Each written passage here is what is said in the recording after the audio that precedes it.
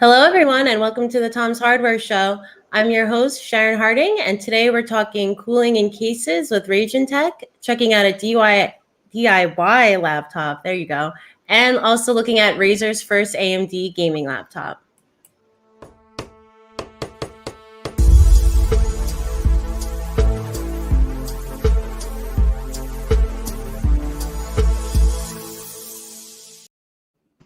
Yes, so we are live, everybody, and we are taking questions from the viewers, as always. So if you have anything you'd like to ask, just drop your question into the chat wherever you're watching this, and we'll try to discuss it on air. So here with me today is Tom's Hardware Senior Editor and Laptop Leader, Andrew Friedman. How are you, Andrew?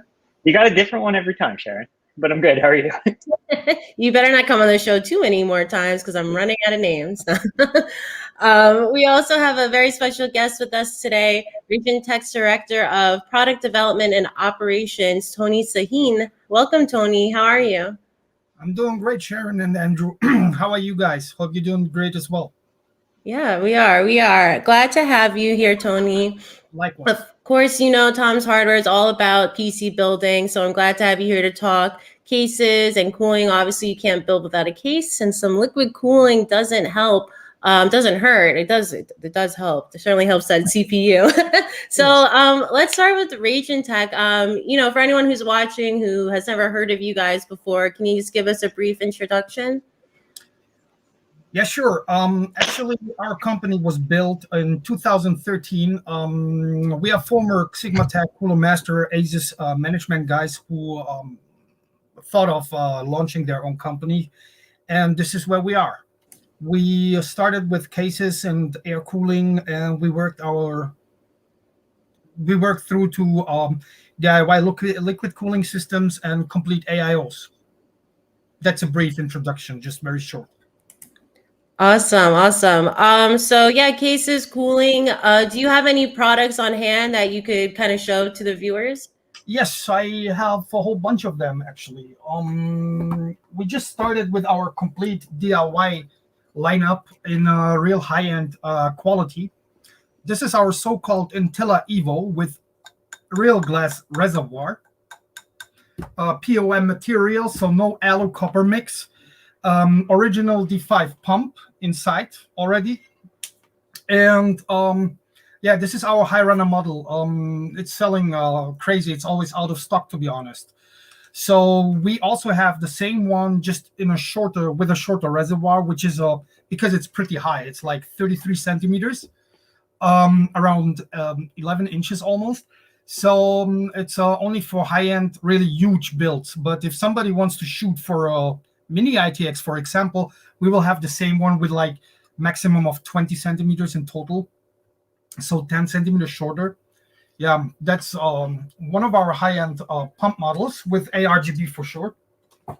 Then we also have our distro plates coming with 240 and 360, including Lowara, Xylem original DDC pumps and D5 pumps here with complete and the flow meter, as you can see here. We also have the 360 version here, which is still original packed. Let me unpack it for you. A free unboxing right before our eyes. Yes.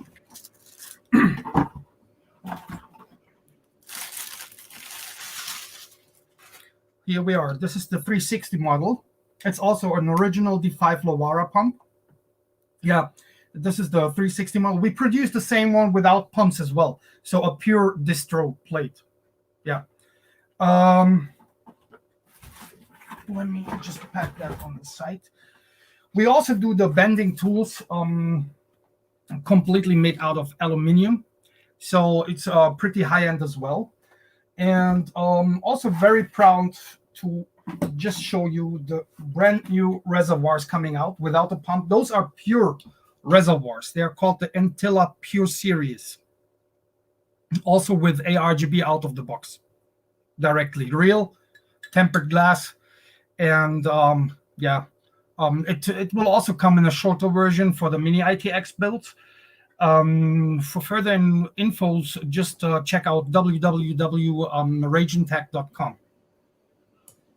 So do you have a release date for that? They're already released. We are just currently there's a big issue with the vessels from Asia. Unfortunately, a whole bunch of shipments got postponed and postponed and postponed. They are already on the way to the US, actually to North America in total. I hope that they will, be on the shelves around the middle of August. That's what I hope, at least. Yeah. Yeah, we've all learned to take stock and release dates with a grain of salt for now. So awesome. So in terms of, you've got a lot in there for people into cooling. So we have, AIOs all in ones, and then you have like the custom side of it, custom loops, and you guys have some kits enabling that. So what are you seeing in terms of, what PC builders are gravitating most right now? The AIOs are kind of doing their own custom loops? For, let's call it standard gaming PCs, they're going for the AIOs. In terms of, cost-wise, plus the effort that you need to put into a system, especially for those system builders, it's more convenient with the AIOs. But as a matter of fact, you can only cool down the CPU, but not the GPU. So if you want to have a complete custom build, there is no other way than just doing the DIY systems. Cool. I'm interested to hear your thoughts, Andrew. As Tony said, AIOs are obviously simpler, but we do have some vendors like Raijintek and others, trying to make the custom side of it a bit easier. Corsair, for example, has like a custom cooling configurator on their site. You just like put in your case and your motherboard, and I believe your CPU, and they kind of help you build it out. So what are your thoughts? Do you see custom cooling gaining popularity? Is it just too complex, or can these like kits and configurators kind of help there? I haven't had I haven't gotten to build something from scratch with one of these kits, so it's hard to know. I mean, AIOs are really popular for a reason, right? They come in one piece. You don't have to fill, you don't have to worry about like filling them and draining them. They just go in. And they look cool. What looks cooler? The custom loop looks cooler. Of course it does. And in some cases it's more effective. And as you just said, that like you could pull your GPU shroud off and do it that way. It is more complicated, but I mean that is the above and beyond enthusiast thing. Will this make it easier? I'm all for everything getting easier, because that means more people can get into the depths of the hobby. Will it? I don't know, because right now it's so. Over the past few years it may have, but right now it's so hard to get everything else that I actually have a question, which is, how are you seeing demand for things like coolers when CPUs and GPUs are constantly selling out? Are CPU cooling or cooling kits also like are water blocks and cooling kits and reservoirs also selling out, or are you just having are you sitting around waiting for people to get the GPUs because they can't get them because they're going into Bitcoin mining rigs or Ethereum mining rigs? Honestly speaking, it's the DIY is pretty diversified. They keep on constantly changing their CPU blocks. They keep on constantly changing their. Okay. It's more like about aesthetics. First of all, if they can afford it, if they can afford it, if somebody can afford it, they keep on just changing. They keep on just changing. They want to have another theme. They want to go for another, from acrylic block to a complete copper block or a nickel block or whatsoever. I mean, for sure, it's selling more and more. It's increasing in sales numbers. If we talk figures, yes, it's increasing for sure. Is that even during a component shortage? Yes. Wow. But by then, they mostly. We didn't launch our 30XX GPU models yet, GPU blocks yet, just because of that reason. To be honest, because there was almost no cards on the market. So we thought, okay, we will move that. We will postpone that. But it is. My concern is actually that custom cooling is pretty expensive. Mm-hmm. You can spend thousands of bucks into custom cooling. I mean, radiators. Consider radiators, GPU blocks, pumps, reservoirs, distro plates. For a standard build, let's say not too high end, that's already almost $1,500 US dollars only for the custom cooling. That's a pretty high value. That's a pretty high amount. Yeah, one thing I once had a system that pre-builds boutique PCs with this type of cooling. Tell me that for a small standard of people who are like super enthusiasts, that getting like this type of cooling and like doing all of that, this is like getting a car for some people, right? Like some people want to get a Ferrari, but other people want to get a completely stacked system with the coolest looking lighting and the best water cooling and keep their temperature as low as possible. If for no other reason than because it looks awesome and feels really good, but it is very expensive. And that's probably that's I think what keeps it more out of reach. And as Sharon, you said, will it become more popular? I mean, air cooling and AIOs are popular partially because they're also more attainable. But if these kits can drive down costs, then that will help a lot. Actually, you just hit the point. This is why we just recently launched our Skilla systems. It's a pretty high-end model of DIY kit without the GPU block, because as a manufacturer, you can never, you never know what kind of GPU they are using, or else we have to bring out, let's say, 50 different DIY kits. So we just skipped the GPU block, but it comes in a complete kit, which means hard tubes, the pump with the reservoir, the radiator, the CPU block, the coolant itself, and a couple of fans, everything for an extremely good price. What we're trying to do at the moment is to reach the market or reach the users with high-end DIY kits, but for a reasonable price. I mean, it's not only about the aesthetics. It's also, considering this, we need to, all this new high-end TR4 Xeon CPUs, even the i9, they are really, really power consumers. Whatever goes in the whole system needs to be divided in cooling, which means drawing a whole bunch of power that must be cooled down. 500 watts consuming means 500 watts of cooling. So for sure, there is another aspect, which is the cooling itself, yes. But coming back to the point is, we are currently trying to reach out to the markets from a different angle.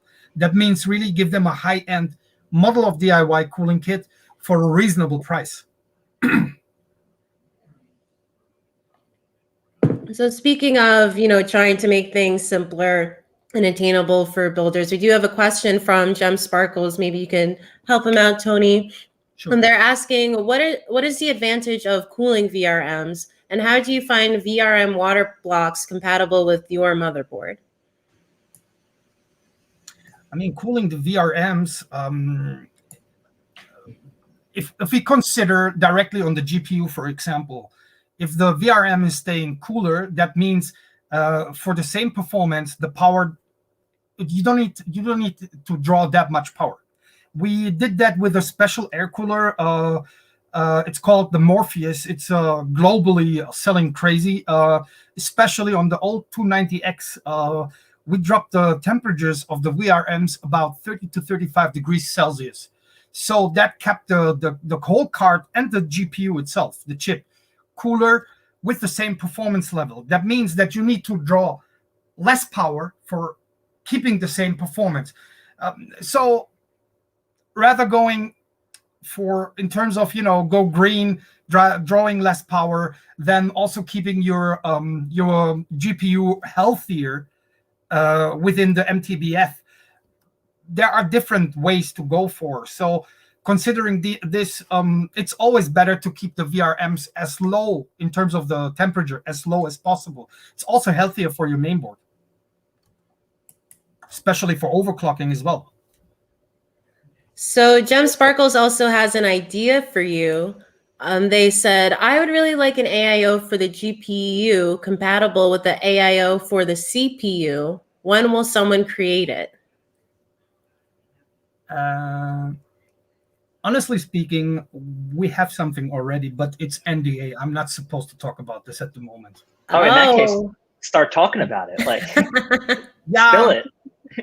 we have finished already something, but I'm trying to play around with the costs. It's still too cost intensive. So, yeah, unfortunately, I'm not allowed to talk more about it. All right. Well, at least someone else is thinking about it, Gem Sparkles. Maybe down the road, we'll see this. I guess you're still working that out, though. But it is cool to know that people are thinking about it. So you're not alone. Yeah. I mean, if you want to see something, I have already something here. I have already something, but this is a pure GPU AIO. Right. But this one we finished already 2 years ago. Right. But I canceled it because, as a matter of fact, back in the days, copper radiators were pretty expensive, and we are trying to drop down the pricing for the copper radiators. I mean, all the real enthusiasts, they know you should never ever mix copper and aluminum together. So to be cost effective, back in the days we tried to work it out with an aluminum radiator, but in the end I denied it. So, but I have the model here. If you want to see it, I can show it. It's no problem. I think if you want to show us the GPU AIO that works with the CPU one, the one that's under NDA. That's not at this show. Sorry. Yeah, I'll stay tuned for sure. I'm happy to come back to you with that. Awesome. So stay tuned, Gem Sparkles. We'll see what we can learn down the line. So I know we've been talking cooling for a while, but I did promise we'd get into cases as well. Tony, what are you seeing in terms of, PC cases right now? The pandemic, as Andrew kind of hinted at before, has really hit a lot of the PC building world. It's really hard to get parts, components. What are you seeing on the PC case end? Was that area affected as badly by the pandemic, and how is it doing now? I mean, during pandemic, system integrators, they still had a whole bunch of GPUs. But it went more likely into the high-end versions. So during the pandemic, less and less mid-range and entry-level was sold, but more and more high-end. So in terms of that, as Raijintek, we saw some increase in selling the high-end models such as the Enyo, and for example the Ares Evo, the Pay Premium, and a whole bunch of other stuff. So going towards the high end, that was the pandemic was good for that, to be honest. Honestly speaking, it went more into high end because people they chose better. Instead of paying twice for, let's say, starting with a mid-range and then going towards high-end, they started to, research well and started to build the high-end directly. Okay. Do you have anything you could tell us in terms of, what's coming up from Raijintek? You told us a little bit, you showed us some products, but anything to add there in terms of cases, cooling, things to keep our eyes open for? Check out our Pay Premium, to be honest. The Pay Standard is selling pretty well in the US as well. And Pay Premium, the Ares Evo, the Enyo. One of my users or one of my partners here in Europe, in the UK, he's just building up an Intel gaming dual mainboard system based on the Enyo. Globally, it is becoming more and more famous, to be honest, as well as the Ares Evo. This is a chassis that is really enthusiast level. It supports up to 3x 600 millimeter radiators. So there is nothing that you can't cool down with that chassis, to be honest, in terms of spacing, And Pay Premium is pretty nice. It's a really good high-end model. You can place 4 360 radiators with any depth. So 60, 80 millimeters is no problem as well. And stay tuned. We're going to bring a whole bunch of new stuff around Christmas time again. Okay, right for the holiday season. Very cool. Well, Tony is going to be hanging out with us for the rest of the show. So if you have any more questions you'd like to ask him or ask about Raijintek, just drop them into the chat and we'll try to get into it. In the meantime, we've been talking about PC building and, Yeah, that's usually about creating desktops, but the Framework laptop wants to bring the DIY to laptops somehow. Andrew, you reviewed the Framework laptop DIY edition for Tom's Hardware this week. How would you describe this thing? I was trying to describe it to Tony before, and I was like, right. So this is it, and they sell it as a pre-build if you don't want a DIY, but we asked her to test the DIY because that's what we do here. And for the most part, it's a pretty normal laptop, right? It's right. It looks as you would expect. What's DIY about it is sort of threefold. Number one, it comes what you would call a bare bones desktop. It comes in a similar way. So you get this laptop here, but it doesn't have, you have to bring your own RAM, bring your own storage, and bring your own operating system. And even you can even opt to bring your own charger if you don't want one of theirs and don't want the extra cost. So that works pretty nicely. If you have those parts, you want to be able to choose your own. They'll happily sell them to you. The other part is, and I kind of hid this from view, is there are these holes for ports, right? And there's two on each side. And they're all, if you really look in there, the USB Type-C. But they sell, and I've got several of these here, these modules, these expansion ports. So I've got some of them here. And the idea is you pick the ones you want, right? So when you buy this thing, you're good. Well, I want a USB Type-C port. So you take that and you just plug it in, right? Oh, and I also want, I want micro SD, and I want HDMI, and I want display, or USB type. Oh, this is DisplayPort. You want USB Type A. Could do that just as well, right? And so that way you pick the ports you want, except for a 3.5mm headphone jack. And in that way, you can sort of customize, right? Because usually when you get a laptop, you get what you get. And if that means, and in this case, if you want 4 USB-C ports, like some more recent, like MacBook Pros or Dell XPSs, you can do that. If you want 2 I was using 2 USB-C ports, one on either side, so I could charge on either side, and then USB-A, and then DisplayPort, so I could go connect to a monitor. So there's lots of options there. But the other big thing that makes it repairable, if I can get these out, is that they really have they have guides that they're working on. They haven't published them all yet. They say they'll have them by the time they're all shipped out. But they include a screwdriver, this little tool. It's a screwdriver / spudger. It uses Torx T5. The other side is regular Phillips head, though they haven't used it. And you can get into this computer and take out just about anything with a single Torx T5. And obviously that's the RAM and the SSD and all that. But it also means I was able to, within 15 minutes, I had the entire motherboard out. And the idea here is that the motherboard will come out, and that at some point in the future, they'll sell a new one, right? And maybe they'll go with AMD, or maybe they'll have next-gen Intel, and that you'll be able to go and just really easily jump in here, and instead of throwing out your laptop when you're ready to upgrade to a new chipset, you can just plug in a new one. So I've undone the screws here, and I want to show you just how easy this is, because it really just pops up in the corner. And this whole thing is, well, I can only hold this up so well, unfortunately, but the whole keyboard is held on with magnets. And then, well, magnets and screws, obviously. And then when you get in there, here we go. So I've popped that. I'm going to be really careful because there's a ribbon cable, right? But you get inside, and there is everything. And you might notice a whole bunch of QR codes for those of you who are watching this on video. And those are what you will scan those with your phones, I mean, if you want. And it will, in theory, it's going to lead you to guides on how to get it out. And so it's just like really cool that they have that ability. And like everything is as easy as possible to remove. Even this bezel, like if you just open the screen, and then you can literally just start peeling it. Like, look, I just took the bezel off, right? And they're going to sell different colors again, in theory. That's sort of the rub with this thing, is that sure, you can get your most recent Intel chips, and you can get a laptop that works pretty well, but this is a startup. So it's not like there's a ton of, you don't know about that story. Like they say they're going to sell more of these things, right? That are going to have more ports, or they're going to have one with Ethernet, for instance. They say that they're going to put out new main boards and have different colored bezels, and that you'll be able to take everything apart and put it back together again while still having a laptop. It's also a startup. So I guess part of it is how much you trust the company to get that done.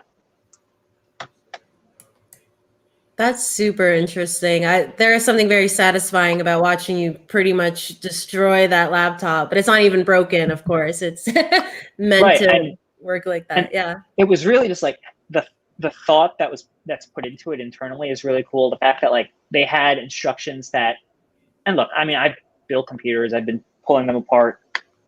For me, like the fact that I could get it out in that much time still felt like really like, wow, they put a lot of thought in this. This was easy.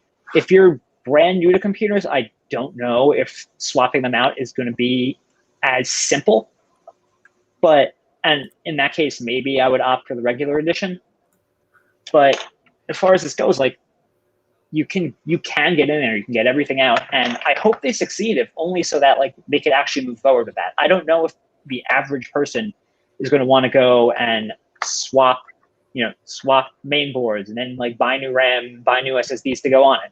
But for a certain subset of people, the idea that they can really sort of own what's inside of it and then like not throw it out, so they're not creating e-waste, it's a really big draw. I mean, you might have heard a lot about like the right to repair, this idea that either through legislation or just by like for the better of our environment and economy, we should be able to get in and repair things ourselves and have documentation. And this is sort of just like screaming in support of it. For sure. Yeah, I'm curious what you think, Tony. You're obviously not scared to get inside computers and, upgrade them, work with them. What do you think about this concept of, releasing a system that has this level of customization and is so easy to upgrade and or repair like this? I think the main idea is pretty clear and, honestly speaking, very good. But I'm doubting that it is. I don't know. I've seen users. Most of the people, they don't even really read instruction manuals. This is where it comes. It must be dummy safe. I agree with that, especially if you're going to be, as Andrew said, part of this is allowing you the right to repair, and the assumption there, like part of the reason, vendors will say they don't want you to repair it is because they think you're going to damage it and, a way beyond the warranty and whatnot. So yeah, it has to be in a way that doesn't encourage people who aren't that experienced to just break their own laptop. But yeah, what were you going to say, Andrew?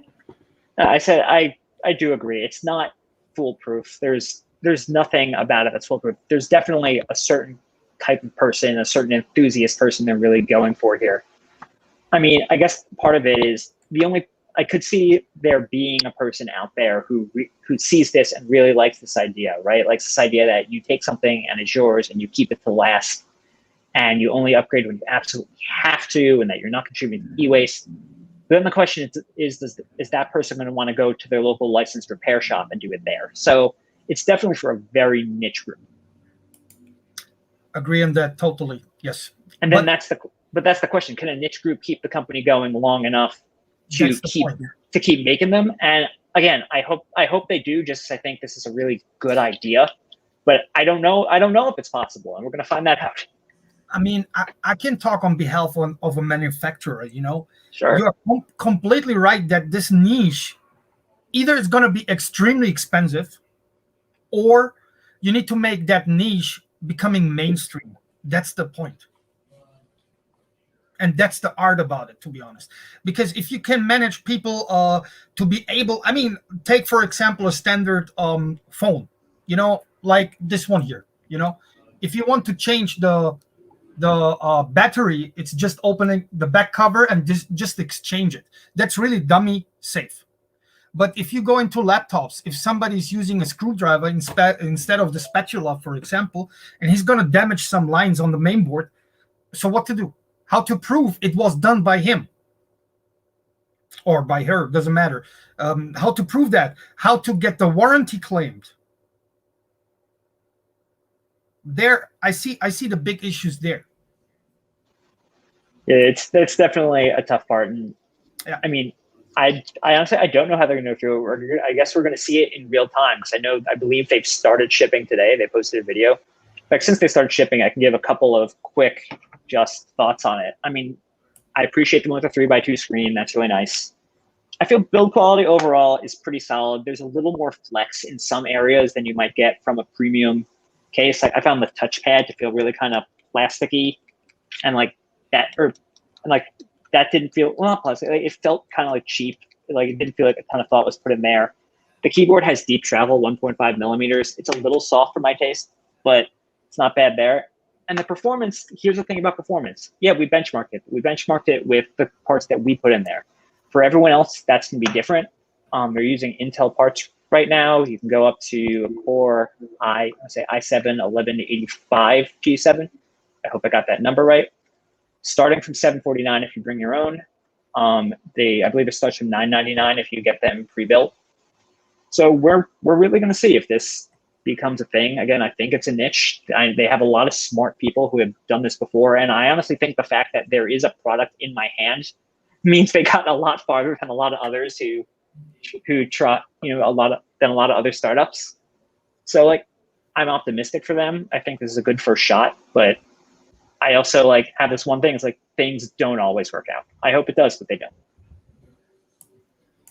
Yeah, I guess this is another thing we'll have to stay tuned to see, what comes of this. I'm going to share a link in the chat now with Andrew's review of the Framework DIY laptop. So check that out if you are interested. And definitely drop in your questions if you have any more on those on the Framework laptop. But in the meantime, maybe building a laptop isn't quite up your alley. So we are, of course, still testing the latest pre-built laptops for you here at Tom's Hardware.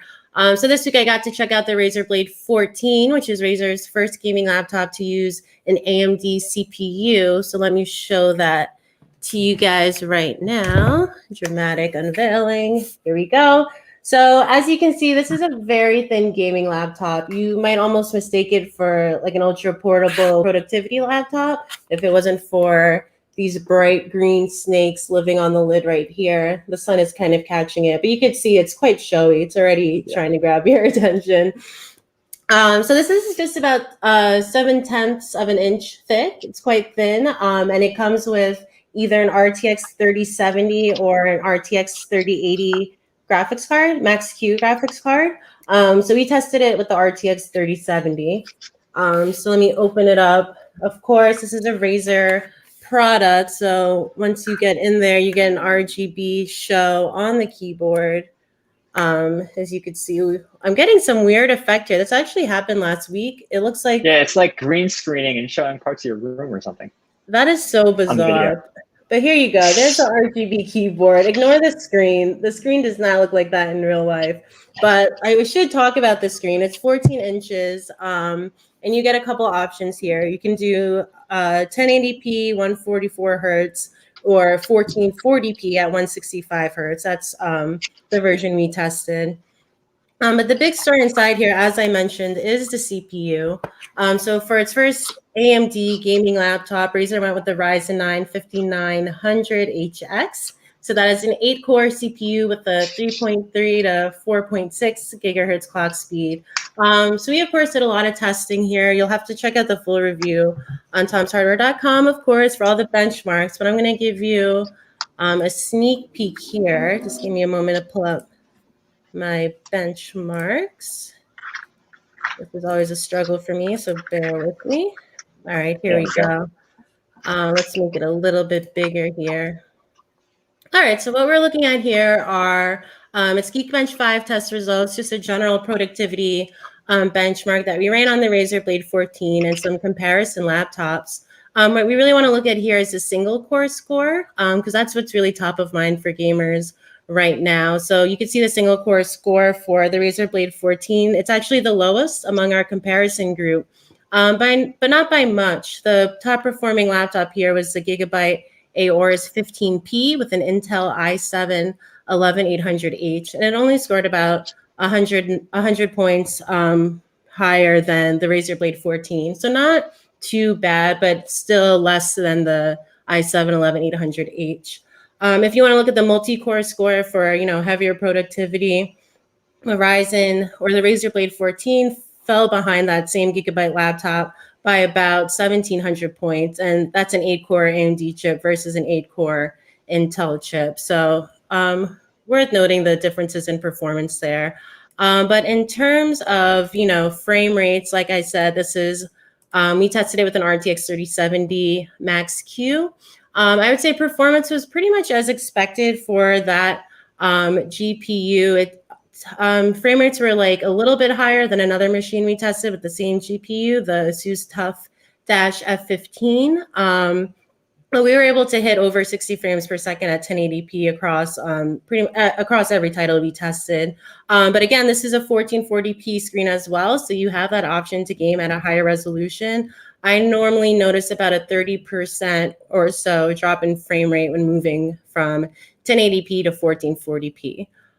So before you get too excited, I should note that this is a really expensive, pretty expensive laptop. It's currently going for $2,200, but it is pretty portable. And again, it's good power for, a 3070 and this kind of CPU, and pretty good looking, slim, advanced, modern day looking machine. So curious to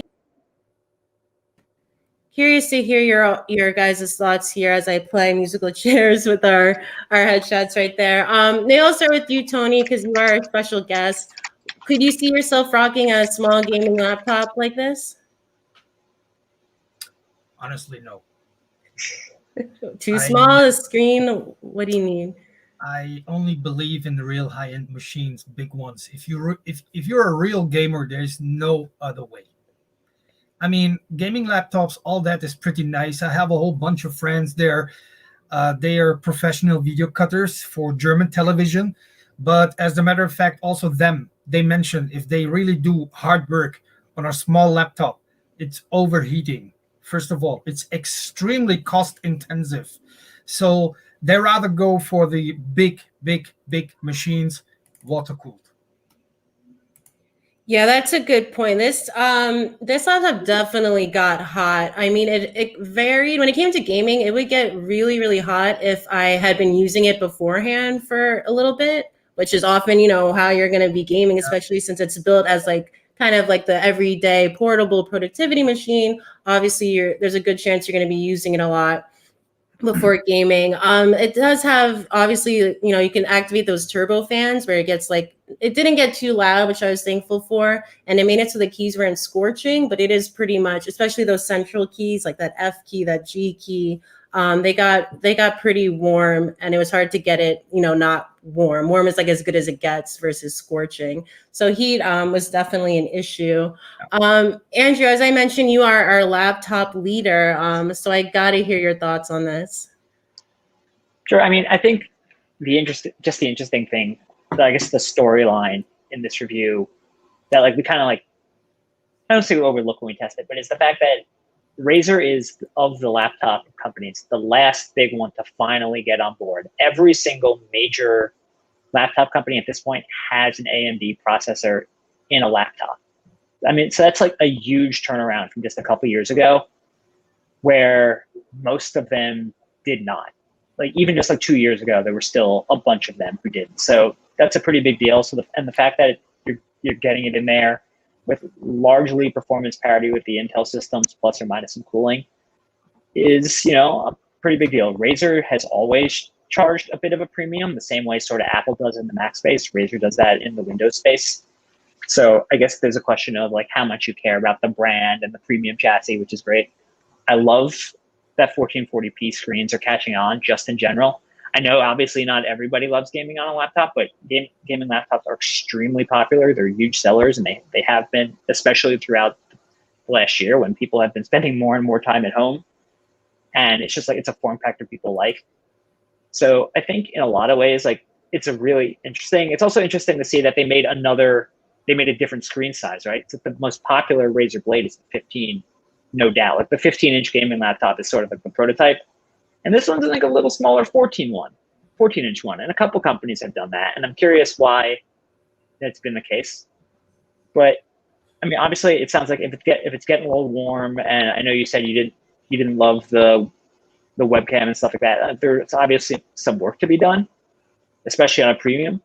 But the fact that they filled it with ports, that they have a really thin laptop that can do that gaming if you can deal with the heat of it, like it is a nice start, especially now that they're doing AMD laptops. I'm curious if they're going to go for an all AMD laptop at any point, which has become the next thing, right? Intel, Nvidia, or AMD. Nvidia have been around for a bit, but now we're starting to see the advantage machines that trade power between the AMD CPU and GPUs. Yeah, it is. I do at least appreciate the variety of having, again, more AMD options. And this is like you said, like a premium machine. You're not sacrificing the screen. You're getting a warm keyboard, but it's a pretty advanced keyboard, per key RGB. All the inputs are programmable as well in the software. So there's a lot there. I do feel Tony's point of view, though. If you're really like a hardcore gamer who's about to put hours and hours into this, though, this is probably not for you. It's going to get hot. But if you're, kind of like mainstream, you also want something that you could carry around with you. It takes USB-C charging as well. Obviously not for, when you're gaming, but there's a lot of versatile uses for it, but maybe not for the hardcore gamers. So I am going to do a little self-promotion. I'm going to share the review in the chat right here, so you can check out our full review on the website. I do have a good question from Gem Sparkles on NVIDIA gaming laptops. So they ask, is performance with NVIDIA cards on gaming laptops more limited by cooling than wattage to the card, therefore making max Q less of a concern than a laptop's cooling design? That's a lot of a question. Andrew, do you have any thoughts there as our laptop leader / lord? Sure. Just to clarify, Max-Q has taken a whole bunch of different meetings in a very short lifespan, where it started where NVIDIA was really marketing Max-Q as like a lower power option. And now it's a little less so. Typically when we find ones that are Max-Q enabled, they're not part of the marketing, but you can go in and find it in your system. B usually means they're using one of a number of features and some of them that they all use, but that are labeled Max-Q, and maybe it does mean that they're more quiet or that they're lower power. So typically, the bigger systems, they're less likely to use Max-Q, but across all laptops, and this is gaming, non-gaming, productivity, tablets even, when you get into things like that, the cooling is the big difference between any two notebooks. So if you have two laptops with literally the same CPU and GPU and RAM and storage and all like that, but put in two completely different chassis, one of them is going to be a little bit better, and that probably affects performance. That doesn't always mean that it's going to be in an amount that you're going to notice day to day, but from running benchmarks, you will see. So they both matter, but the cooling design is a big deal, and it's always going to be, no matter, even if you're not using a laptop with a GPU, it's definitely always a differentiator, and it's why in bigger, thicker laptops, you often see better performance. So, Tony, when is Raijintek coming out with the laptop custom loop kit? We have it. It's called a vapor chamber.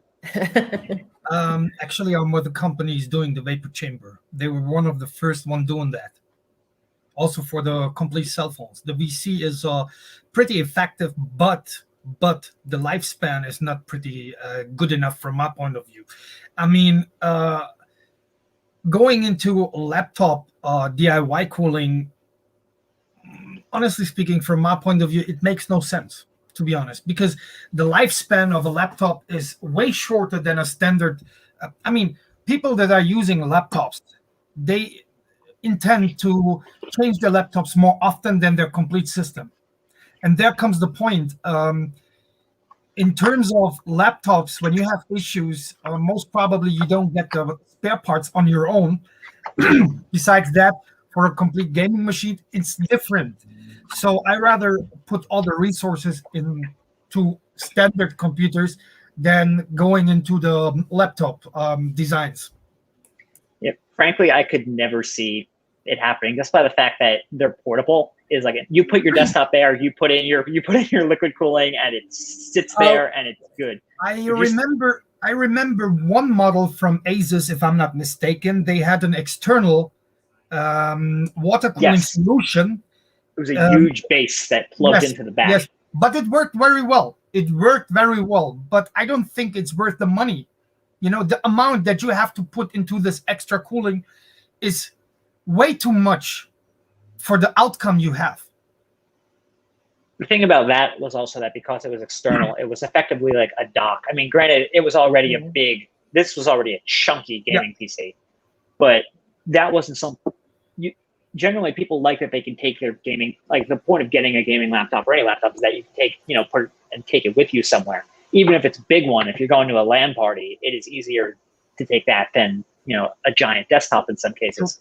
True. But if you put external cooling there, that's great for one location, but that's something you're probably not going to carry around. So it's definitely something that is a little limited.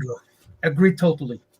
So I guess I'll have to deal with either a warm keyboard or a fat laptop for now. I'll make do, don't worry. I mean, besides that, you can use the laptop coolers that are on the market already. I mean, we saw back in the days, we used to produce a couple of them with a big fan inside, and we had a drop of 10 to 15 degrees on the motherboard already. So it was pretty effective. I don't know why nobody is really doing this anymore, because it was for less efforts. You had a good outcome, and it was not cost intensive as well.